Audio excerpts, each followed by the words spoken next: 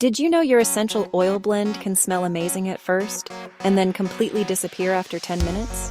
That's because you're probably mixing it wrong.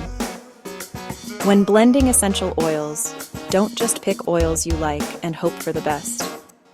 Use the perfume-style method. Top notes, middle notes, and base notes. Top notes are the first scent you smell. They are fresh, light, and disappear quickly. Think lemon, orange, peppermint, or eucalyptus. Middle notes are the heart of your blend. They hold everything together. Think lavender, geranium, rosemary, or tea tree. Base notes are deep, rich, and long-lasting. They make your blend smell expensive. Think cedarwood, frankincense, sandalwood, patchouli, or vanilla. Here's the beginner formula. 30% top note, 50% middle note, 20% base note. So for a calming sleep blend, you could use 3 drops lavender, 2 drops cedarwood, and 1 drop sweet orange.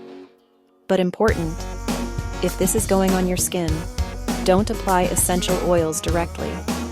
Always dilute them in a carrier oil like jojoba, sweet almond, coconut, or grapeseed oil. Essential oils are concentrated, and dilution helps reduce irritation risk. For a roller bottle, start low and gentle. For many adults, around 1 to 2% dilution is a common starting point. But sensitive skin, children, pregnancy, medical conditions, and certain oils need extra caution.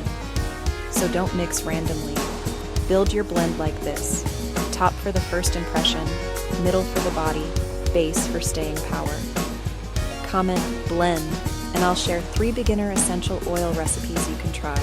Like, subscribe, and save for more essential oil tips.